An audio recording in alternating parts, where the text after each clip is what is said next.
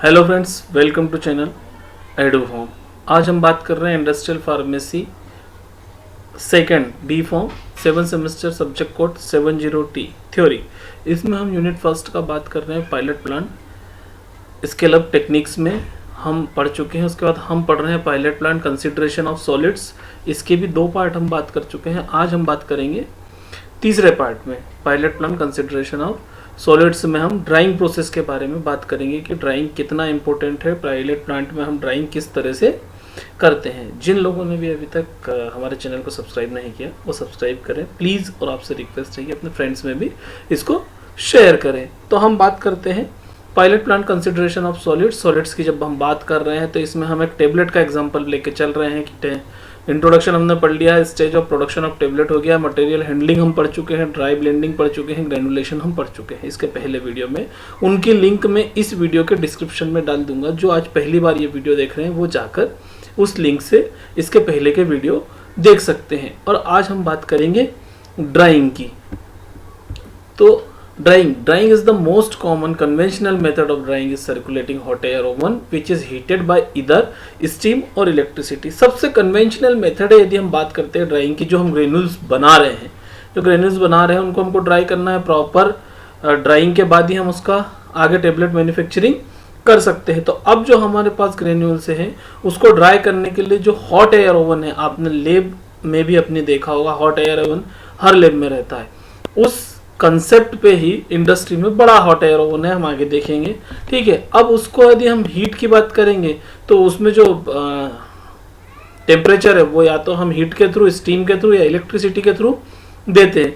In this the granulation is spread on a paper lined tray on the rack truck which is then wheeled into the oven where evaporated drying occurs. अब क्या होता है कि हम इसको एक जो हमारी पेपर लिन ट्रे रहती है उस पर स्प्रेड करते हैं जो ग्रेन्यूल्स हमने बनाए हैं। हम ड्राइंग की बात कर रहे हैं, हमने ग्रेनुलेशन पहले पढ़ लिया, वेट ग्रेनुलेशन और मेल्टेड मेथड से जो हमने ग्रेन्यूल्स बनाए अब उसको हम ड्राई कर रहे हैं। ड्राई कैसे करेंगे? तो हम हॉट एयर ओवन जो हमारे पास है सबसे कन्वेंशनल मेथड है और हर फार्मा इंडस्ट्री में हॉट एयर ओवन होता है। अब जब हमारा ग्रेन्यूल्स बन गया तो हमने क्या करा, उस पर जो ट्रे है उस पर हमने उसको स्प्रेड कर दिया। अब स्प्रेड करने के बाद उसमें पहिए लगे हुए होते तो उसको हमने पुश कर देंगे, किसमें, जो आपका हॉट एयर ओवन है उसमें वो अंदर चले जाएगा।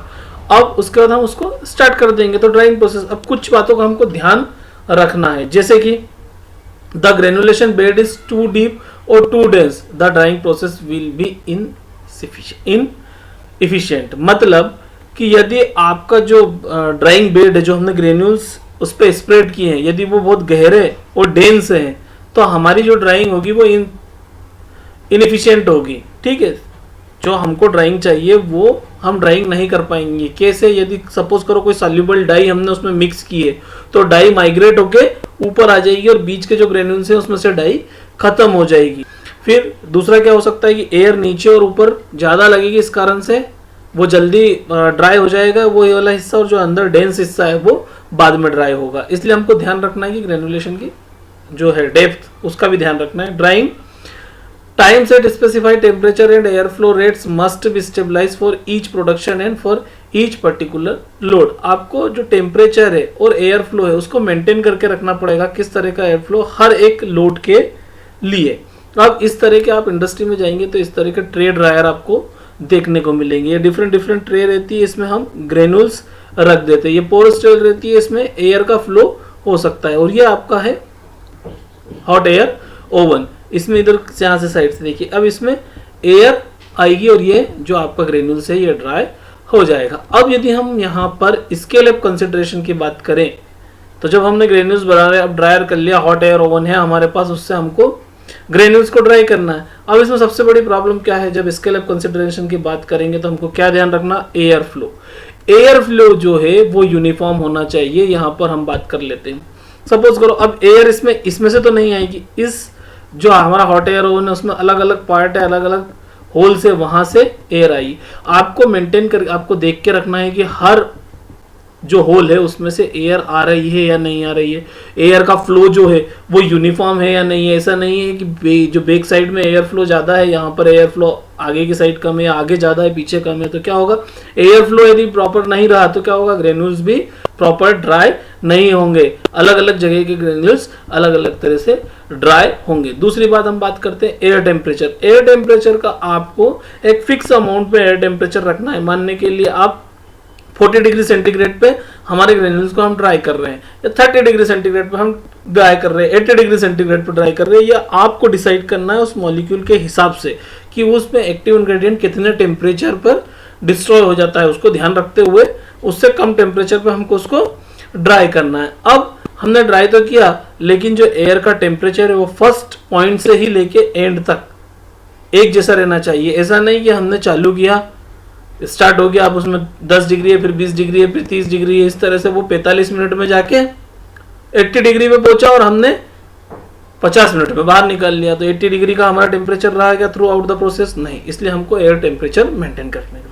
Depth of the granulation on the tree, हमने ग्रेन्यूल्स की बात ही कर ली कि जो उसकी डेप्थ है वो हमको ध्यान रखना पड़ेगी, ना ज्यादा मोटा ना ज्यादा पतला, जो स्प्रेड करेंगे उसको, उसकी थिकनेस को हमको ध्यान रखना पड़ेगा। ड्राइंग टाइम का हमको पर्टिकुलर ध्यान रखना पड़ेगा कि इस पर्टिकुलर लोड के लिए कितना ड्राइंग टाइम रखना है। Moisture and temperature props, moisture और टेम्परेचर प्रॉप्स आपको पहले देखना है कि बराबर काम कर रहे हैं कि नहीं कर रहे हैं। हमने टेम्परेचर सेट कर दिया 120 डिग्री, 100 डिग्री, 80 डिग्री, व्हाटएवर, आपने जो भी टेम्परेचर सेट करा और पता पड़ा कि एक्चुअल में जो आपने टेम्परेचर 120 सेट करा है वो 220 है, क्योंकि आपका मॉइस्चर और टेम्परेचर प्रोब जो है वो खराब हो चुके हैं, तो आपको पहले ये देखना है कि ये प्रॉपर काम कर रहे हैं कि नहीं। Multi point sampling of granules for moisture content, अब ये सबसे इंपॉर्टेंट है। हमने किसी को क्वालिटी कंट्रोल या क्वालिटी एश्योरेंस, क्वालिटी कंट्रोल वाले केमिस्ट को भेजा कि भाई आप सैंपलिंग करके ले आओ।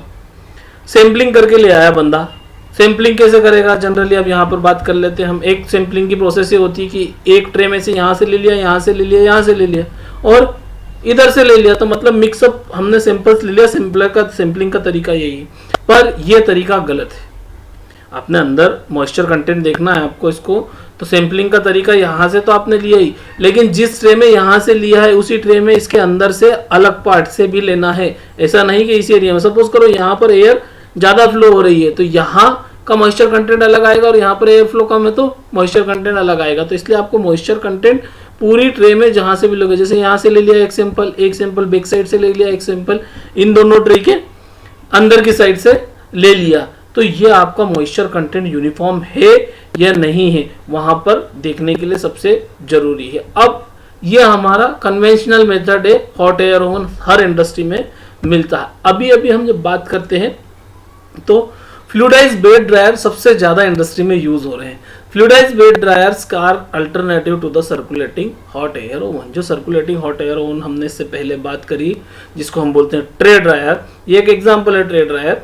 इसमें हॉट एयर ओवन की बात करें तो इसका अल्टरनेटिव हमारे को क्या मिला है? Fluidised bed dryer. Their main advantage is reduction in drying time. सबसे ज्यादा फ्लूइडाइज्ड बेड ड्रायर का जो हमारा एडवांटेज है वो क्या है? ये जो टाइम है ड्राइंग टाइम उसको रिड्यूस कर देता है। कैसे और कितना? Fluidised bed dryer take 1 hour as compared with 8 hour और मोर देन कन्वेंशनल ओवन। जो कन्वेंशनल ओवन है हमारे हॉट एयर ओवन, उसको किसी चीज को ड्राई करने के लिए, कुछ एक पर्टिकुलर ग्रेन्यूल्स को, ऐसा हमने लिया तो उसको ड्राई करने के लिए 8 या 8 से अधिक घंटे लगते हैं, वहीं 1 घंटे में फ्लूइडाइज्ड बेड ड्रायर उसको ड्राई कर देगा। तो हमारे लिए सबसे बेहतर क्या हो गया? Fluidized bed dryer. और ये इसका सबसे बड़ा एडवांटेज क्या है?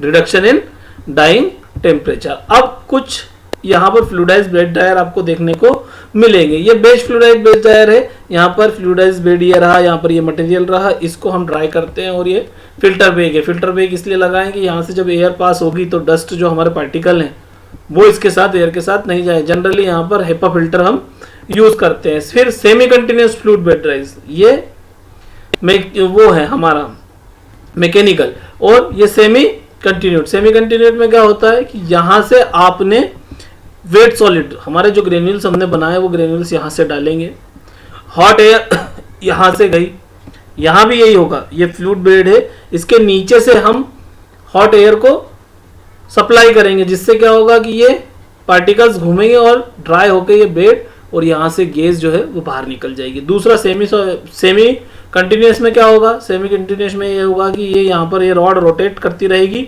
हमने हीटेड एयर यहाँ से दी, ये नीचे से फ्लूइड के बेड को इसने उठाया, वेट सॉलिड यहाँ से जब ये पूरा हो गया तो हमने क्या करा, ड्राई सॉलिड को बाहर ले लिया, फिर हमने वेट सॉलिड यहाँ से डाला और उसके बाद ये जो प्रोसेस रही और ये जो गैस रहेगी एग्जॉस्टेड वो बाहर हो जाएगी। ये आपका सेमी कंटिन्यूड है। इसको बंद करा, इसको निकाला। अब well mixed continued fluid dryer की बात करें तो ये हमारा कंटिन्यू फ्लूइड ड्रायर है। इसमें क्या होगा, ये वेट सॉलिड यहाँ से आता रहेगा, ये ड्राई होता रहेगा, इसमें दो पोर्शन रहते हैं, नीचे आता रहता है, ये चलता रहता है। अब ये गैस हमारी यहाँ से इनलेट होगा और ये एग्जॉस्टेड गैस आउटलेट होगा। ये इस तरह से फ्लूइडाइज्ड बेड ड्रायर आपकी इंडस्ट्री में काम करते हैं और ये इस तरह से हमारे जो ग्रेन्यूल्स है उसको ड्राई करते हैं। अब स्केल अप कंसिडरेशन की हम बात कर लेते हैं। स्केल अप कंसिडरेशन क्यों जरूरी है और क्या क्या है। ऑप्टिमल लोड, किसका स्केल अप कंसिडरेशन कर रहे हैं, फ्लूइडाइज्ड बेड ड्रायर का। अब जब आप स्केल अप कर रहे हैं, मतलब पायलट प्लांट कर रहे हैं, तो आपको सबसे पहले देखना है ऑप्टिमम लोड। जो उसका लोड है, मानने के लिए उसमें 200 kilo, 500 kilo, 700 kilo, 1200 kilo, 1700 kilo, जो आपको व्हाट एवर दो उसकी जो वो है कैपेसिटी, उसके हिसाब से आपका जो लोड है वो आपको उसमें फिल करना है। दूसरा जो आपको ध्यान रखना है, rate of air flow. Air flow का रेट आपको फिक्स रखना है कि इसी स्पीड से एयर जाएगी। उसके बाद बात आती है इनलेट एयर टेम्परेचर। ये सबसे मुख्य मुद्दा है कि वो जो हमने बात करी थी कि एयर का टेम्परेचर ग्रेजुअली नहीं बढ़ना चाहिए, एयर का टेम्परेचर बिल्कुल फिक्स रहना चाहिए। जो आपका एयर टेम्परेचर स्टार्टिंग में था वही एट द एंड रहना चाहिए। तो आपको एयर टेम्परेचर। अब humidity of the incoming air. कभी कभी क्या होता है इंडस्ट्री में, जहां पर आप काम कर रहे हैं, फ्लूइडाइज्ड बेड ड्रायर है, वो तो पूरा पैक है, लेकिन जो एयर आएगी इनकमिंग एयर वो हम बाहर से ले रहे हैं। बाहर से ले रहे हैं मतलब उसकी ह्यूमिडिटी उस समय कम है या ज्यादा है, ये डिपेंड करेगा आपके ग्रेन्यूल्स की ड्राइंग पे। कैसे करेगा, सपोज करो जब ह्यूमिडिटी ज्यादा है या कम है, सीजनल चेंज होते हैं। If the air is drawn from outside the plant without being conditioned, यदि उसको ठीक नहीं किया, मतलब आपने ट्रीट नहीं किया और डायरेक्ट एयर हम बाहर से ले रहे हैं प्लांट के बाहर से, तो सपोज करो फॉग बहुत ज्यादा है तो मॉइस्चर रहेगा एयर में, तो ड्राइंग उतनी स्पीड से होगी क्या, नहीं होगी। The large seasonal variation in temperature and humidity that may exist can alter the drying process.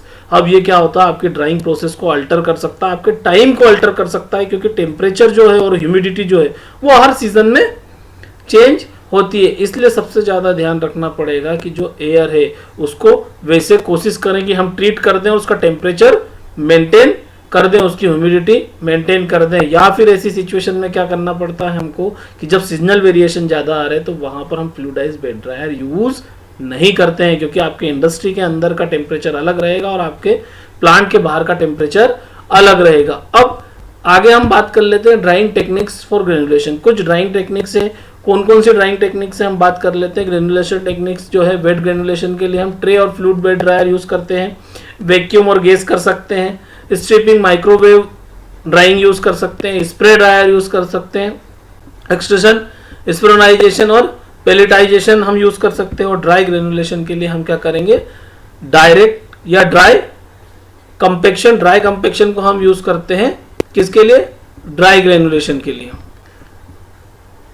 Sorry, हम बात कर रहे थे drawing techniques for granulation. Granulation के ड्राइंग टेक्निक्स की हम जो भी बात करेंगे, वेट ग्रेनुलेशन के लिए हम बात कर चुके हैं, ड्राई ग्रेनुलेशन के हम ड्राई कंपेक्शन मेथड यूज करते हैं। ये हमारा ग्रेनुलेशन की ड्राइंग हो गया। उसके बाद रेफरेंसेस में हम बात करेंगे तो लेकमैन सबसे अच्छा बुक है, मैं उसी से इसके नोट्स बनाता हूँ और गूगल से मैं कुछ सर्च करके इसमें ऐड करता हूँ। जिन लोगों ने कुछ ने मुझसे मांग किया था कि भाई आप किस बुक से नोट्स बनाते हैं, तो आप वीडियो पूरा देखिए, उसमें आपको पता चल जाएगा कि मैं किससे बनाता हूं। और आपसे रिक्वेस्ट है कि आप चैनल को सब्सक्राइब करें और इसको वीडियो को शेयर करें आपके फ्रेंड्स के बीच में। हमने आज बात कर ली ड्राइंग टेक्निक्स की, क्या क्या ड्राइंग होती है, ग्रेनुलेशन किस तरह से करते हैं। ये पार्ट 3 हो गया। पार्ट 4 में हम बात करेंगे रिडक्शन ऑफ पार्टिकल साइज। छोटे वीडियो आपके लिए ही फायदेमंद है कि देखना ईजी रहता है, आप चाहें तो इसके थ्रू नोट्स बना सकते हैं और आगे पढ़ सकते हैं।